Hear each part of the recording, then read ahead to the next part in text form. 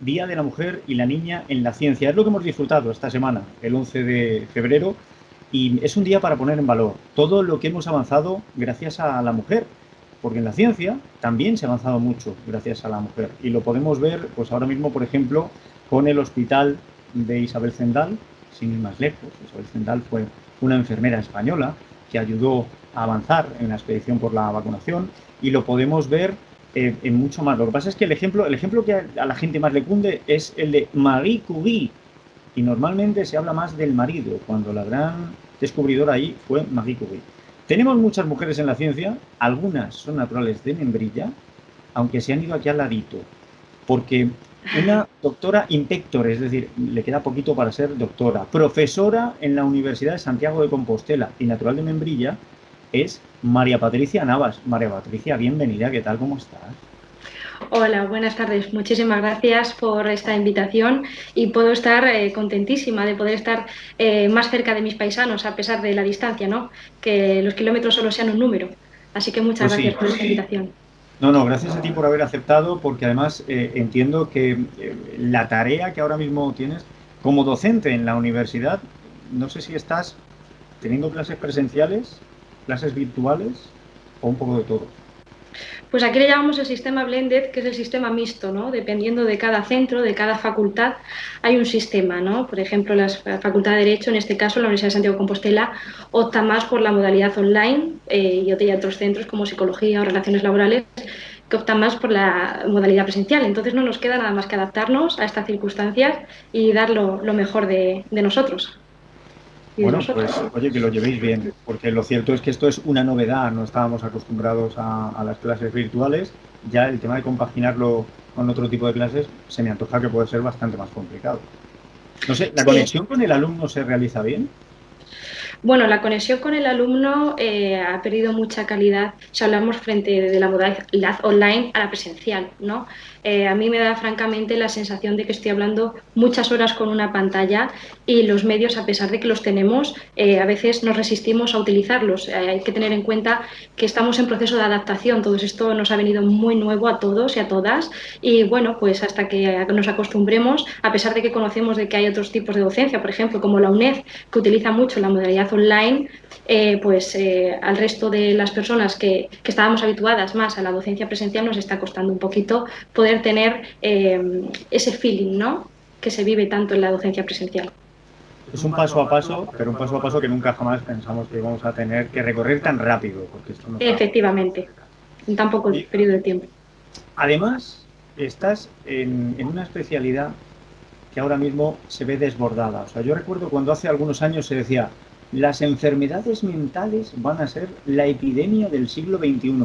Qué poco sabíamos de epidemias o de pandemias, y qué poco sabíamos cómo un virus que ataca por la vía respiratoria nos iba a poner en una situación psicológica tan comprometida.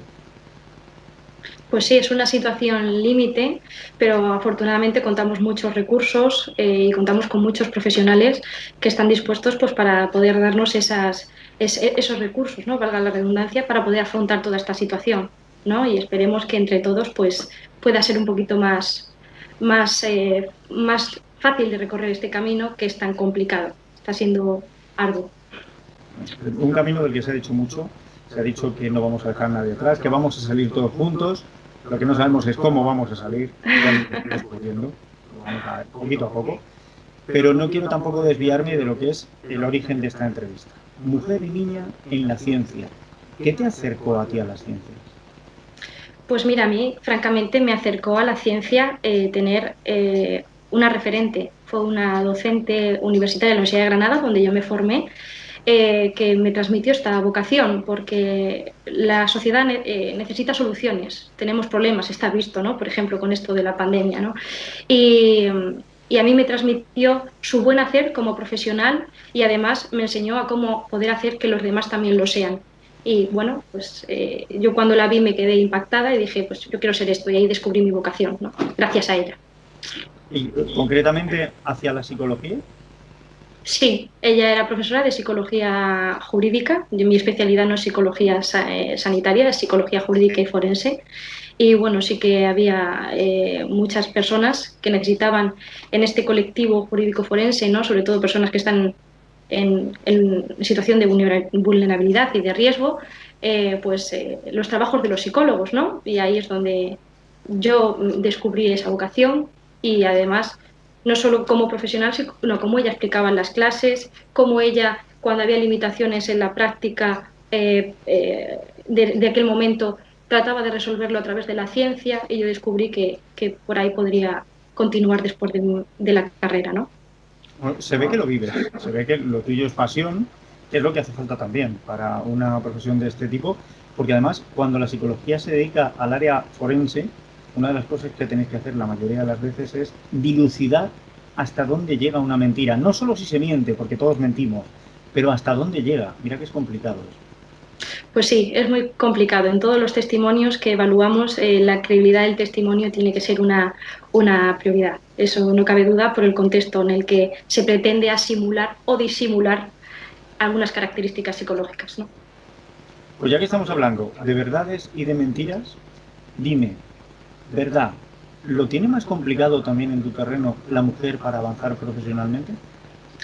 Sí, es una verdad y muy contundente. A día de hoy las carreras profesionales como investigadora tiene cierta discriminación de género. Voy a explicar por qué.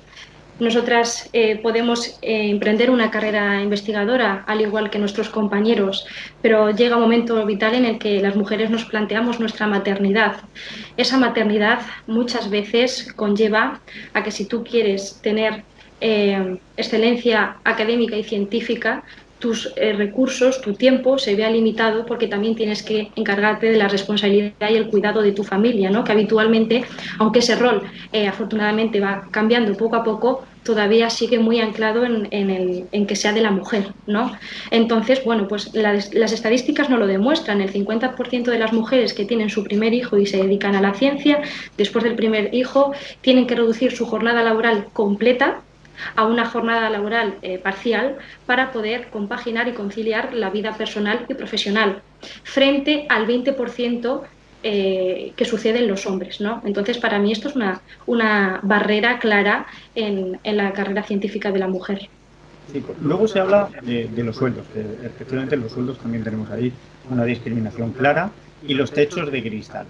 Pero en esta sociedad en la que se nos ha llenado la boca de hablar de igualdad, de corresponsabilidad con las tareas del hogar y familiares, nos hemos olvidado de que la labor de la mujer y la niña en la ciencia ha estado vetada, salvo en aquellas áreas que eran de cuidado. O sea, a la mujer sí se le abrió la puerta por la vía sanitaria, en enfermería, ya entrar en medicina ya era mucho, pero para lo demás se la destinaba a humanidades.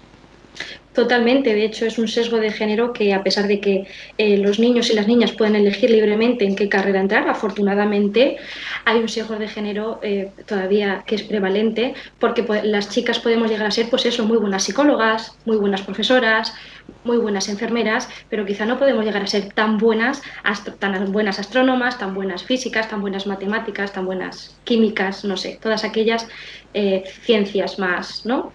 Que han sido menos asignadas al rol tradicional de género femenino. Entonces, bueno, es algo que venimos arrastrando, sí. Ha habido cuestiones que además comenzaron por lo cultural y trascendieron a lo evolutivo, que nos han hecho distintos, no mejores ni peores. Nos han hecho distintos, pero esto precisamente, abriendo las puertas a que todos hagamos de todo, se equipara. Es cuestión de tiempo. Lo difícil es tirar abajo las barreras que impiden que la puerta se abra. Y además, en tu tarea dedicada a la psicología, ¿cuántas barreras se consiguen tirar? Porque encima, claro, cuando tú tienes a una persona delante, tú sabes leer su lenguaje no verbal, su lenguaje también oral, porque esconde cosas, su manera de posicionarse ante una mujer. Supongo que muchas veces te cuesta al coger y decir, mira, estás escondiendo prejuicios, te los veo desde lejos, pero por educación me lo tengo que callar. Sí, claro, eso se percibe, pero bueno, yo lo puedo percibir debido a la formación que tengo. Yo pienso que muchas veces la educación es fundamental para poder percibir estas cosas. Todos nos hemos educado en una sociedad patriarcal en la cual se nos han incluido, o sea, se nos han inculcado unos estereotipos de género en los cuales acogemos como creencias que tiene que ser así y no nos planteamos que sea de otra manera, ¿no? Y yo creo que la educación es fundamental para poder erradicar esos estereotipos y cambiarlo. Obviamente aún nos queda mucho por hacer, pero confío en que haya un cambio generacional poco a poco y vayamos alcanzando realmente la igualdad, una igualdad efectiva, ¿no? Porque ahora mismo conocemos lo que es la igualdad, pero es lo que tú dices, en muchas formas de comportarse todavía nos falta mucho que poder alcanzar. La costumbre que hemos hecho, ¿no? Esto de que el Efectivamente. lenguaje sea como es, bueno, lo vamos a ir derribando, lo vamos a ir avanzando poco a poco.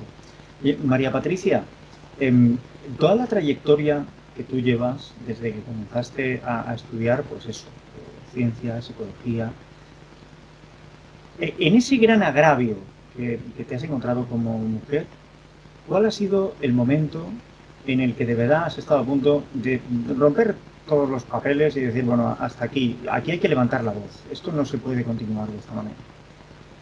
Bueno, pues precisamente el que te he comentado hace un momento, ¿no?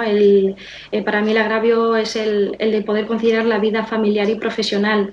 Hay muchas personas que nos queremos dedicar muchas mujeres que nos queremos dedicar a la ciencia y que si queremos tener excelencia a nivel profesional, tenemos que vernos en la encrucijada de decidir si queremos excelencia en nuestra vida profesional o queremos vida familiar, porque está claro que la conciliación muchas veces pues no te permite llegar a esos puestos, ¿no? Te conformas como mujer al tener que cuidar a tu familia con puestos bueno, que también requieren una formación, pero que son muchos más bajos a los que se podría aspirar después de toda la carrera científica, ¿no? Pues quizá con técnica de laboratorio o técnica de instituciones penitenciarias, en vez de aspirar a ser realmente una científica que lidere proyectos de investigación a nivel nacional e internacional, como hay en el grupo al que pertenezco, ¿no? Entonces, claro, eso es una gran responsabilidad que conlleva mucho trabajo y el tiempo y los recursos son limitados. O lo dedicamos para la profesión o para conciliar con la vida familiar, pero ambas cosas llevadas a la excelencia no puede ser. No, la verdad es que está muy complicado, pero bueno, yo creo que esto va a cambiar.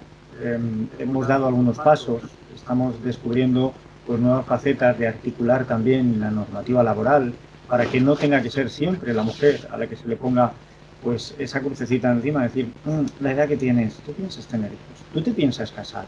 Es una pregunta que al hombre no se le suele hacer, ¿no?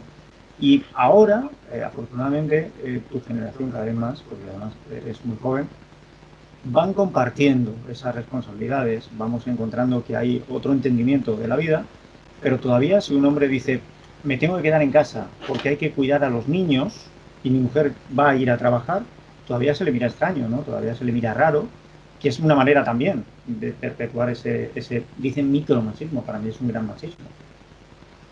Sí, totalmente. Lo que parece ser más frecuente, porque es lo tradicional, ¿no? Es que el hombre provea a la familia de los bienes y la mujer se encargue de cuidar esa familia, ¿no? Y no que sea al revés. De hecho, por ejemplo, un ejemplo también de esto lo podemos ver con toda esta situación de la pandemia hace poco, cuando sacaron la noticia de quién fue quien inventó la vacuna, ¿no? La vacuna la inventó un matrimonio turco y muchas veces decían que de este matrimonio, pues bueno, el principal investigador había sido Ugi Sahin, ¿no? Que es el nombre del matrimonio, y a ella, a Özlem Türeci, la mencionaban como la esposa de, ¿no? No se nos ocurría decirlo al contrario, ¿no?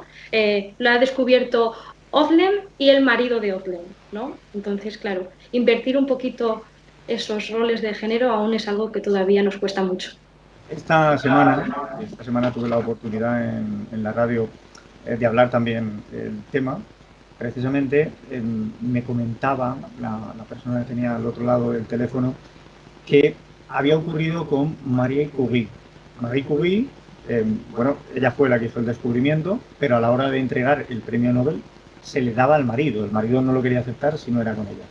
Y es curioso que eso de la mujer de, la novia de, la pareja de, hasta el día de hoy llega. Hay muy pocos casos en los que es al contrario. efectivamente, totalmente. Y de hecho también lo podemos ver en nuestros medios. Por ejemplo, durante toda esta pandemia que hemos estado viviendo en el año 2020 y que aún continuamos viendo en el año 2021, han sido numerosos los expertos que nos han transmitido pues, el conocimiento del avance de la situación de la pandemia, de cómo se tenían que implementar las vacunas. Y digo expertos porque apenas ha habido expertas. Es como que las mujeres no han estado representadas y es algo a lo mejor muy simbólico, pero que nos sigue pasando en el siglo XXI. Y como esto, pues a lo largo de toda la historia, quizás nombres como por ejemplo Rosalind Franklin, Metrodora, Margarita Salas, pues no nos suenan mucho, ¿no? A la amplia mayoría, y son mujeres que han contribuido significativamente a la medicina, pues al igual que a lo mejor Fleming o Hipócrates o, ¿no? O Pasteur, y que sí que nos suenan mucho más, ¿no? Entonces yo creo que con un día como estos hay que poner en valor el avance científico que han hecho todas estas mujeres y bueno, pues que tengan el reconocimiento que se merecen, ¿no? Pues Ni más ni menos que el mismo que el de los compañeros. has tocado un nombre que es precisamente con el que yo quería llegar al final de esta entrevista. Porque Margarita Salas, que fue una científica del CSIC, que Sí, además consiguió la patente que más dinero le ha reportado y que a finales de este año se cumplirán 2 años de su fallecimiento, estudió durante toda su vida algunos virus. Y de lo que aprendió de las proteínas de esos virus, hemos sacado, por ejemplo, las PCRs con las que hoy en día detectamos el coronavirus.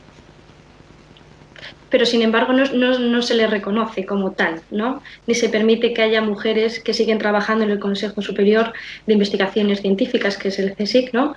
Y que transmitan esos avances. No, las numerosas comparecencias la hacen hombres, ¿no? Y eso yo creo que sigue siendo como una representación un poquito simbólica de que nos falta el reconocimiento a las mujeres en la ciencia, ¿no? Hemos tenido este día, 11 de febrero, para acordarnos del papel de la mujer y de la niña en la ciencia, y yo espero que dentro de poco no haga falta ese día. Y lo que le pido a la gente es que ya no solo esperen a ese día, sino que cada vez que tenemos un descubrimiento, cada vez que pensamos en una de esas cosas que hacen nuestra vida más sencilla, se planteen por un momento quién participó en su invención, quién lo desarrolló, y que investiguen, porque Internet está ahí y van a encontrar muchos datos que les van a sorprender. Yo esta semana me he acordado también de Hedy Lamar, que era el nombre artístico de la actriz que encarnó a Dalila en la película de Cecil B. DeMille de 1949, pero ella además fue una heroína que escapó de un matrimonio acordado, que además el marido era un nazi, y fue inventora de un sistema de camuflaje para los torpedos norteamericanos, que fue la base para que hoy en día tengamos el Bluetooth de los móviles o el Wi-Fi en casa. Totalmente. Y sin embargo, si no hacemos manifiestas todas esas contribuciones, no podemos pretender que las niñas del futuro se vean como tal, ¿no? Como mujeres científicas, porque hay que destacar que solo un 7,8% de las referentes en los libros de texto de nuestro estudiantado son mujeres. El 92% restante de esos referentes son hombres, ¿no? Entonces hay que empezar a cambiar eso. De hecho, actualmente hay un movimiento que se llama No More Matildas, no sé si lo conoces, Sí. ¿no? Porque Matilda Jocelyn fue la primera mujer que reivindicó la autoría de su contribución científica y, bueno, pues con este activismo lo que queremos pretender es que no haya más mujeres anteriores a Matilda que se queden sin la autoría de sus trabajos, sin el reconocimiento que se merecen, ¿no? Y entonces, poquito a poco, con este movimiento, vamos a ir reconociendo todas las mujeres científicas que han hecho una contribución a lo largo de la historia para poder incluirlas en esos libros de texto, entre otras cosas, ¿no? Y poder un poquito equilibrar esa balanza, ¿no? Pues espero que no haya más Matildas, pero que haya muchas más María Patricia Navas. Muchas gracias. Gracias de verdad por este ratito. Hemos echado más de lo que solemos echar en las entrevistas, pero de verdad que he estado muy a gusto contigo. Con esto de no saber si mirarte a ti a la pantalla o a la cámara para que me vieras de frente, he estado perdido, pero lo demás ha ido bien.